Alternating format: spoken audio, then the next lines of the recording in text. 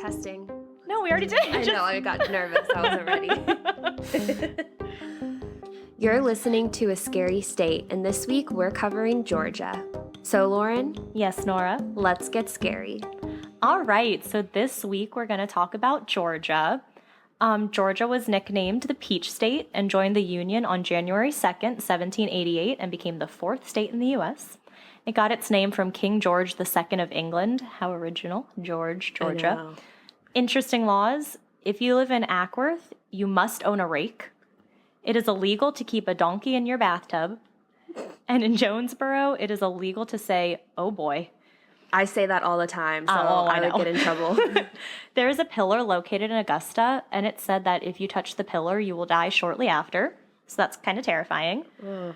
There's also a portal to an alternate universe located in Dublin, Georgia. The universe is called, Chimere Cathier. Oh. Nailed it. Is that Latin? I have no idea. But yeah, so that's this alternate universe. In 1732, the colony of Georgia was almost used as the location where prisoners who were unable to pay their debts were sent, which is horrible. Yeah. And this part I thought was really cool. So in Savannah, Georgia, many porches are painted haint blue. It is believed that this specific blue color warded off evil spirits and ghosts. So this blue is also a superstitious color from the African voodoo religion. So Okay, I really want to go to Savannah, and now I do even more if they're warding off spirits like that. Oh, yeah. And the color is really, really pretty, too. Ooh. Georgia has 3 identified serial killers, and from that research from Radford University and Florida Gulf Coast University, Georgia is one of the top 10 states with the largest number of serial killer victims at 365. With only a few serial killers? With only 3 identified serial killers. Oh, identified, yeah. Mm-hmm. But we don't know, with that stat, too, it could be that it was a serial killer who lived in, Montana and killed someone who lived in Georgia. Yeah, good point. All right. So, Nora, what are you talking about today? So, today I'm talking about Lake Lanier. And I'm so excited for this. Oh, this is a good one. And I just have to say, the whole time I was doing research, I was pronouncing the name of the lake in my head as Lake Lanier. And I am so glad that I watched a YouTube video saying how to say the name, because that would have been embarrassing. And you probably would have had to tell me during Just a little. So in order to understand all of the hauntings in Lake Lanier, you have to understand the history of it. So Lake Lanier is a man-made lake just northeast of Atlanta, Georgia, about 60 to 80 miles northeast. Mm-hmm. The lake was created in the 1950s by flooding valley communities. The land, before it became Lake Lanier, was beautiful and filled with wildlife, rabbits, squirrels, other animals just living their best life there. And today, Lake Lanier is considered a major party lake. Oh. Yeah. Did you ever party at lakes when you were younger? Not really. Yeah, I didn't There either. really aren't any around us. No. People would just go to the beach, Ocean City. We had a reservoir that we used to go down to. It probably wasn't super safe, but it was a lot of fun. Really? That's yes. There was this little trail that led you down there, and we would go down the trail, and then it brought you to the reservoir, and you would jump off the little bridge thing. You had to jump on one side because apparently the other side had a pole that someone broke their leg on. Huh. And then they got wise to people doing this, and they pretty much caged off the entire thing, so no one could do it anymore. Okay. But it was so fun during the summer. The one place I did think was really cool was the Blue Hole in Harrisonburg. Mm-hmm. If you Google the Blue Hole in Harrisonburg, Virginia, it is a very pretty area. Unfortunately, a lot of college students have kind of trashed it a bit. Yeah. But it is still really nice. It's beautiful. Yeah. But back to Lake Lanier. On the outside, it's a gorgeous lake, and parts of the show Ozark were filmed there as well. Oh, how cool. Yeah. So the U.S. Army Corps of Engineers are the ones who wanted to create a lake to provide Atlanta and other surrounding counties with power and water. But they couldn't just take the land for free, so the engineers offered the residents of the land money to buy the land from them and build a lake on it. Mm-hmm. This land had been in families for generations, so obviously families were hesitant and didn't want to sell. But eventually the Corps was able to get over 700 families to sell over 56,000 acres of land. Dang. Engineers got to work building a dam and dumping billions of gallons of water into the valley where the community was located, and alas, Lake Lanier was created. Nice. Yeah. But let's back up for a second. Even though the families left the land, not all of the buildings left with them while the lake was being made. Mm-hmm. Some more dangerous buildings were demolished, yes, but the Corps also left a lot of the buildings there. It's like a real-life Atlantis at the bottom of Lake Lanier. That's actually really, really cool. It's cool, but it's also very creepy. Oh, yeah. Yeah. So Cesar Yabor, a spokesperson for the Corps, said that an old auto racing track was left behind and remains at the lake bottom, although the Corps removed its bleachers so that they wouldn't float to the surface and cause a hazard for boaters. Jeez. So at least they had enough sense to remove the bleachers, but that's pretty crazy. Yeah, that's pretty cool. Yabor also said that block foundations of some small buildings were also submerged. One historian says that over the decades when the lake's water levels dropped during various droughts, submerged roads, tire parts, and other artifacts have been exposed. Cool. Yeah, it is really cool. Very cool. In addition to the buildings and structures that were left behind, the community also contained 20 cemeteries. Oh. I know. Which contributes to the legend that the lake's cursed. Yep. The engineers moved many of the tombstones and bodies out of the cemetery, but they didn't manage to move all of them. Some unmarked grave sites were left behind because they were not easily identifiable or no families came forward to claim them. As a result, historians claim that several unmarked grave sites are still submerged beneath the lake today. Cesar Yabor, who I mentioned is the current spokesperson for the Corps, also told CNN that, quote, the technological capability to identify and verify unmarked burial sites through subsurface scanning or other means was far less robust 70 years ago. While the Corps made every effort at the time to locate unmarked burials, the limited capabilities of the time made it probable that unanticipated finds of human remains are possible. Ew. Whether from the antebellum and Civil War periods or of Native American origin from pre-colonial and ancient times. Jeez. So basically this man said, yes, you will find bodies and skeletons in this lake. Like, there are bodies in there, which is crazy. I wouldn't want to go swimming in this lake if I knew that. You would think that most people wouldn't, but so many people go there every year. Yeah. It's insane. Is it, like, well known what the lake used to be? I mean, there's a lot of rumors that it's haunted, but it really doesn't stop people because people want to go party there. It's a gorgeous lake. Yeah. And, when you're 20 years old, you're just like, whatever. That's true. Yep. So many of these unmarked sites that were in the lake belonged to Native Americans whose graves had been there for centuries.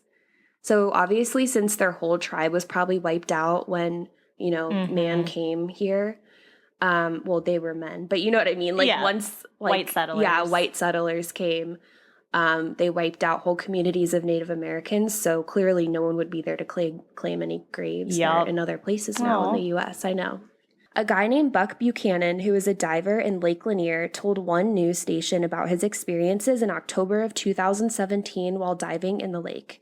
He said, quote, you reach out into the dark and you feel an arm or a leg and it doesn't move, end quote. No, thank you. The grave sites were submerged in water, and I guess water makes dead bodies float. Yep.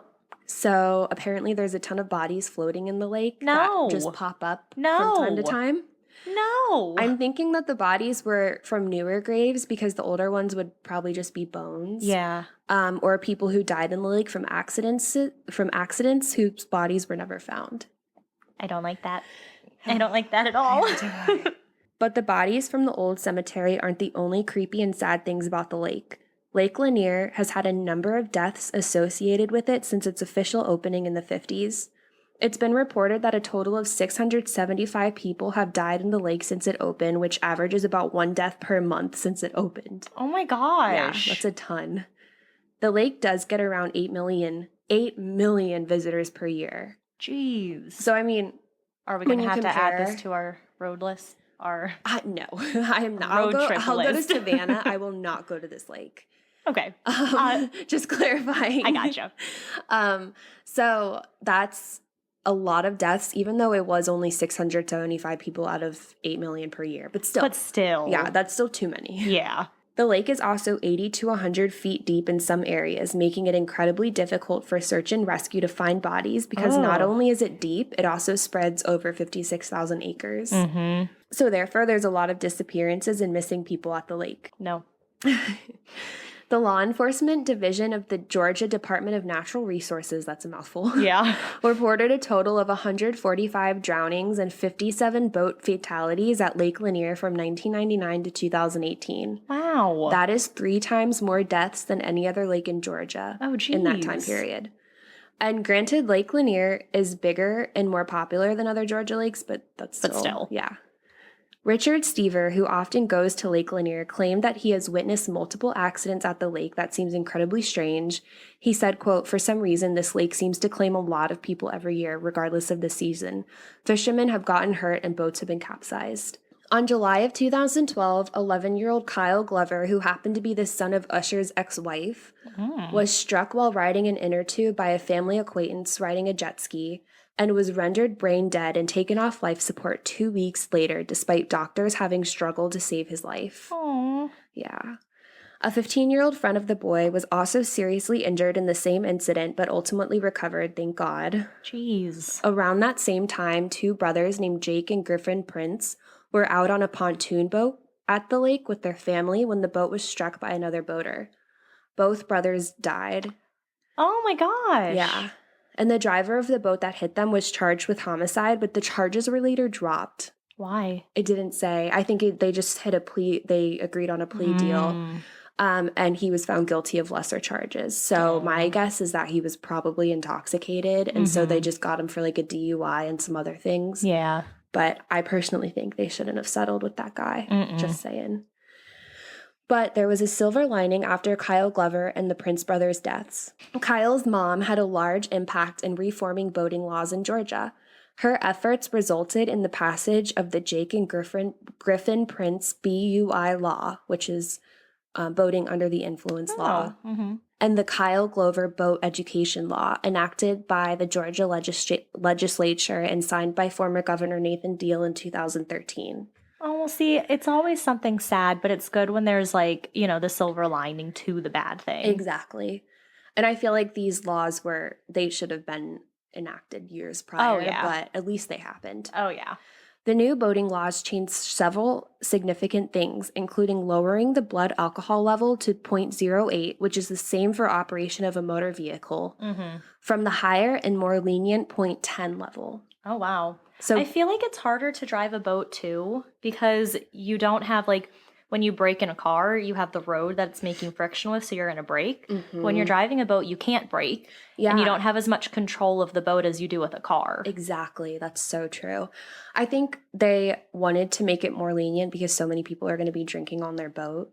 Yeah. But you have to get that one person to not drink and drive, even if drive the boat, even if you're taking turns, especially at this lake. Don't take your chances. Oh, yeah. Don't even go to this lake. No, I know. Just kidding. You can go, but it's scary. Other provisions now require kids under the age of 13 to wear life jackets whenever they're on a boat that is in motion. Good.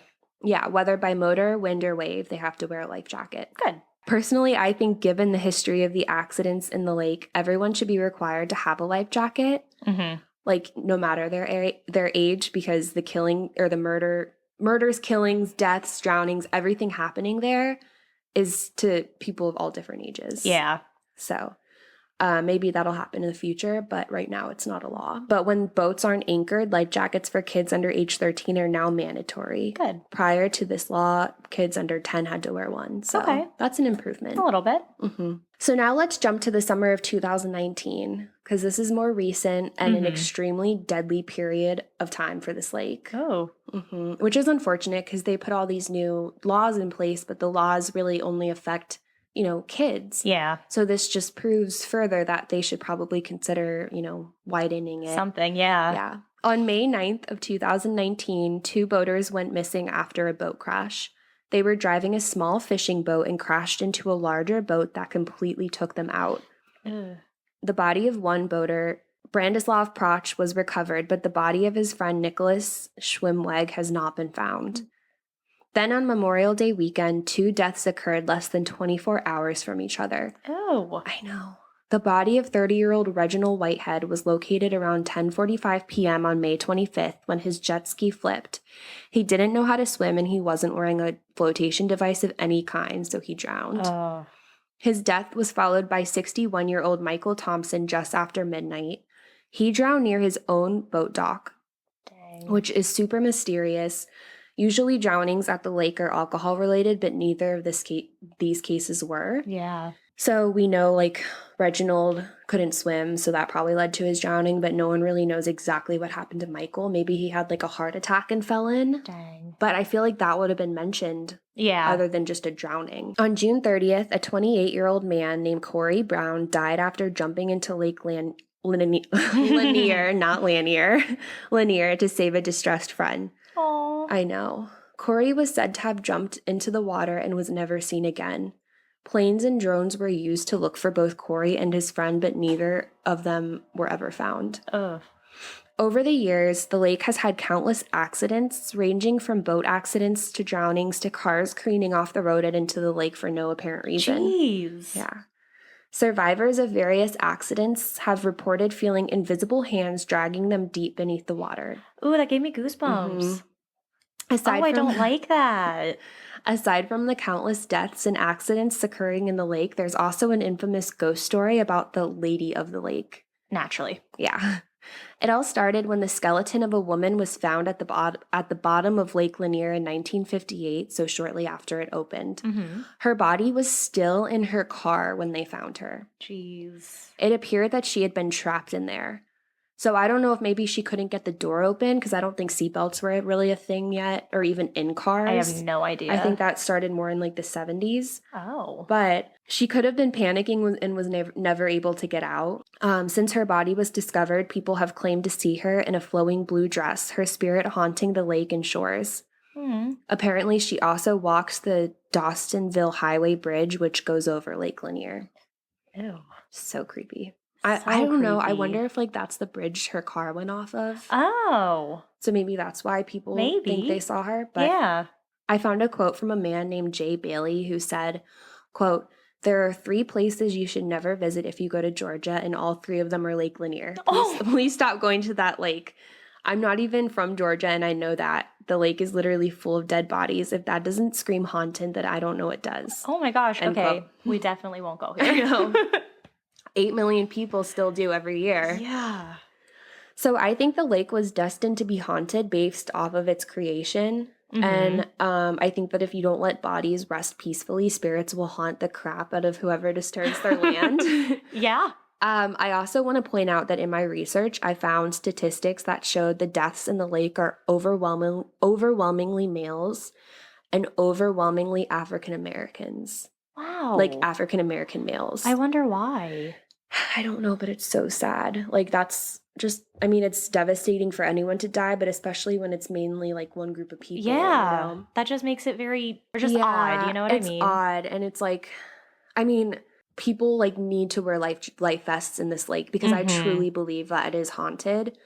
And if people are feeling invisible hands pulling them down, like that's terrifying. Exactly. Terrifying. Yeah. And I think another idea for anyone who plans on going to this lake who might be listening, bring one of those portable breathalyzers with you onto the boat. They sell them on Amazon. That's smart. They're really small. You can bring them like anywhere so that you can check the person driving the boat, make sure that they're not, being crazy. Because one day of fun is not worth your whole life.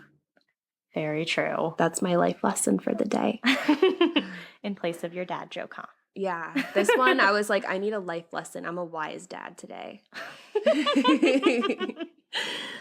Ugh. Well, we're never going to go there. No. All right, Lauren, what's up? All right. So dealing with water still, I'm going to be talking about one of the most often cited monsters in all of North America. So it has over 350 recorded sightings. Its name is the Altamaha-Ha, nicknamed Alti. Altamaha-Ha. Also known as Georgia's Loch Ness Monster. So Darien, Georgia really ran with this idea of this Loch Ness Monster, and the welcome sign at their visitor center even has Alti on it. So Alti is located in the Altamaha River in southern Georgia. The river is about 137 miles long and cuts right through the center of the state, eventually emptying into the Atlantic Ocean. So it's both salt and freshwater. It's 14,000 square miles, making it one of the largest river basins in the entire U.S. Wow. The shore of this river is mainly marshes, canals, rice fields, all that kind of stuff. So it was discovered by the Altamaha Native American tribe who were local to Georgia. Before the British English colonization, they started to record noises. So they started to hear a monster that would hiss and bellow from the edge of the water. It's also recorded that they have talked of giant snakes in the waters. Oh, no. Which is super creepy. These Native Americans were mainly with the lower Muskogee Creek tribe. So a description of this Alti, it's a mix between a crocodile, a seal, and a sturgeon. So a sturgeon is a kind of catfish-looking thing, and they can typically grow to be between 7 and 12 feet. The largest recorded was a beluga female, measuring at 23 feet long and weighing 3,463 pounds. Oh my gosh. So the Altamaha-Ha also has the snout of a crocodile. I did not when you say that. I did not. Sorry. I know. It even says ha-ha. So it has a snout of a crocodile, large sharp teeth, protruding eyes which are facing forward, and animals that have forward-facing eyes mean that they hunt their prey, which is creepy. It's typically 30 feet long, but reports have varied with it being between 20 and 70 feet long.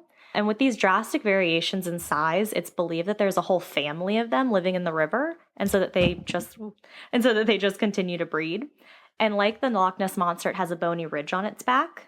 Only front flippers, no back flippers, so only 2. And it swims like a porpoise or a dolphin. It's also said to be It's also said to be gray with a whitish yellow underbelly.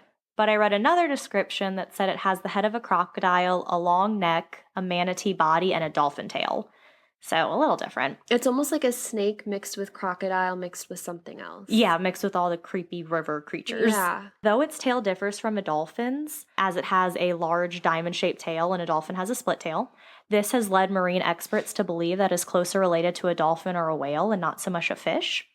So I've read a few theories that describe why this huge animal would be located in the river, and the rationale is if it's more of a fish or more of a dolphin. So one theory says that it's a saltwater fish that uses the river as a spawning ground. And then the second theory is, as I mentioned earlier, it's more related to dolphins, and that it's from the deep sea and comes into the shallower waters and rice fields to breed, then heads back out to the sea. Huh. So it's mainly sighted around Darien, Butler Island, and McIntosh County.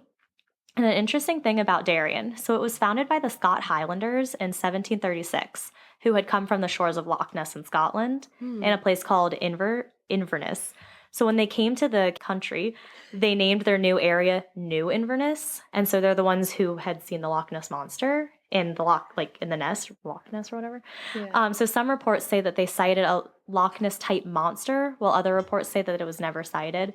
But I think it's interesting that they came over here, they may have reported it, and they have their Nessie back over there, and then they have their Alti here. Yeah. So it's kind of interesting that they sighted this, but then we go back to the Native Americans who saw it, in the 1700s. Yeah. So some sightings. So like I said, in the 1700s, we have the Tama Indian tribe. The Creek Indians of Georgia also had sightings of it. And the first reported sightings were from the Highlanders, who settled in their newly named area of New Inverness in 1736. And they stated that they would constantly see Alti swimming around. In 1826, a sea captain, Captain Delano of the Eagle, spotted the monster near St. Simons, where the river empties into the ocean. He wasn't the only one to see the monster either. Five of his other crew members also saw it. And on April 18th, 1830, the Savannah, Georgia News... Today's April 18th, sorry. Oh, my gosh, yeah. So today, in 1830, the Savannah, Georgia newspaper interviewed Captain Delano, and on April 22nd, posted an article that stated, quote, he repeated the particulars precisely, describing the animal he saw as being about 70 feet long and its circumference about that of a sugar hogshead, moving with its head, shaped like an alligator's, about 8 feet out of the water. So a hogshead is a large cask of liquid, so it's just like a huge barrel type of thing. Mm-hmm. So that's how big it was saying the circumference of its head was. Wow. Okay, I don't believe that it was 70 feet, but I believe everything else he said. Yeah. So some tried to disprove the captain by saying that it was just a North Atlantic right whale, as many have been seen in the area that the captain was. Okay, so the captain had previously stated he knew a whale when he saw one. Delano had already spoken to the Charleston Mercury in March of 1830, and that article stated that, quote, he is acquainted with all kinds of whale, and he never saw but once before, about 4 years since, off Doughboy Bar, a monster similar to the one above described. They talk very interesting back then. Yeah. way that their sentences are formed. It like doesn't flow. So Yeah. when you're reading it, it's like very difficult. Yeah. So in the 1920s, some timbermen who were on the river reportedly saw a large snake-like water monster. 1935, a group of hunters saw a giant snake swim through the river. 1940, a group of Boy Scouts saw the monster. 1950s, two officials from the Reedsville State Prison also saw it. And in Why were they out there? I don't know. I don't really know where that state prison is, but maybe it's near the water? Yeah. I don't know. They saw it out the window. Yeah. In 1969, two brothers were out fishing at Clark's Bluff, which is right off of the river. At first, they believed they had seen a sturgeon, but after getting a better look, quickly changed their minds. They reported the animal was between 10 to 12 feet long. It had a horizontal tail and a snout like an alligator, and it had a rectangular ridge on its back, sharp pointed teeth, and was gray. So they must have gotten really close to this animal. Yeah. In the 1970s, there was a tale that someone had seen a 20-foot creature with the head of a snake. Frank Culpepper said he was in the area of Two-Way and saw a creature that left a wake big enough to cause boats to bump and bob in its wake. Wow. A man from Brunswick named Harvey Blackman was at that same point on the river when he said he saw a 15 to 20-foot long creature also with a snake-like head. So though it was discovered around 1736, it didn't gain popularity or much notice in the public until 1981, other than those little stories, when a newspaper publisher went out fishing. He said that he saw the animal and that it had, quote, two humps 5 feet apart that were moving as fast as a speedboat. So the summer right before that, two men were out in the river near Cathead Creek and saw an animal half in the water, half out of the water, thrashing around, clearly trying to get back in the water. So I guess it had been washed up onto shore. The men said it was gray and about 20 feet long, but it eventually got itself back in the water and swam off. From that point, I would no longer want to be on the river. Yeah. I would want to get out of there. In December 1980, a man was on Smith Lake and described seeing an animal that was also between 15 and 20 feet long, had two brown humps on its back that came out of the water, was snake-like, and again, left behind a wake like that of a speedboat. 1980, a crab fisherman said, quote, the creature looked like the world's biggest eel, which is also super gross. Yeah. In 1981, Larry Gwynn, who previously had been a newspaper publisher, was out fishing with his friend Stephen Wilson on Smith Lake. They both said that the animal moved so fast that it, again, left behind it a wake like a speedboat, and it had two humps on its back, about 5 feet apart. So these two descriptions seem to be the most common that everyone says, with the humps and how it moves like a speedboat. Leaving a wake behind it and all that means that it must be big and swims fast. And so the two humps on its back are also usually always 5 feet apart. So that seems to be the description everyone's giving. Yeah, it's very consistent. In 2002, a man was on the river near Brunswick and saw something that was over 20 feet long and 6 feet wide. And in 2010, an amateur photographer was in a channel off of the Fort King George Historic Site in Darien and recorded a video of, quote, something strange swimming in the waters. The video is actually available on YouTube, and I watched it, and so you can just search it on YouTube. It does show something breaking out of the surface of the water, so it's you can't tell what it is, because from 2010, the video is not the best, but you do see something. And the person filming claims it's not a gator, so don't know what it could be. It was also reported as having been seen swimming along the river, basking in the sun on the shore, and reacting defensively when it sees a boat. Sunbathing. I know. So most recently, in March 2018, a sea monster washed ashore in Darien in the Wolf Island National Wildlife Refuge, and no surprise, many believe that it was Alti. So it was first spotted by Jeff Warren and his son, who had been walking along the river when they noticed a carcass that had washed onto the beach. They had at first thought it was a dead seal, but as they approached and got closer, they noticed that it looked like something from the Jurassic period and even a baby sea monster. So he stated, quote, this isn't a joke. There was a heron and some seagulls pulling its guts out and eating them, but they flew away when I got close. So it seems like it was a legit animal. Yeah. So after this went public, many different biologists weighed in, stating that they believe it was a deep-sea shark, maybe even a frilled shark. The biologists stated that from the pictures, they weren't able to see any gill slits, though, which sharks would have had. So Tara Cox, the associate professor of marine sciences at Savannah State University, agreed that it did look like a shark, but disagreed that it was a frilled shark. She is quoted saying, I did some digging, and yes, a basking shark looks surprisingly like a mythological or prehistoric sea serpent when it decomposes. So, yeah, that's a good point. So Dan Ash, who's the director of the U.S. Fish and Wildlife Services, went on to further say that, quote, basking sharks can begin to resemble plesiosaurs as their bodies decompose. So... Sorry, they're called basking sharks? Basking sharks, yeah. Oh, I'm surprised that they're not, like, blonde and their first name isn't Carol. Oh, Nora. Sorry, keep going. Your laugh is my favorite. So, plesiosaur, it was a marine reptile from the Mesozoic era that could be anywhere from 8 to 46 feet long. And I know how much you love Friends. And so saying the Mesozoic era really reminded me of Ross from Friends. I don't know. I don't watch it, so I don't know who that is. I know you hate it. So they also said that this animal, the plesiosaur, would have sharp teeth, 4 flippers, and a short pointed tail. So it seems like it really could have been the Altamaha-Ha. Jeez. Wait, look at this basking shark. Ew. It's so scary looking. That is really scary looking. Jeez. So it turns out that this whole monster that washed up on the shore was actually a scam by Zardulu.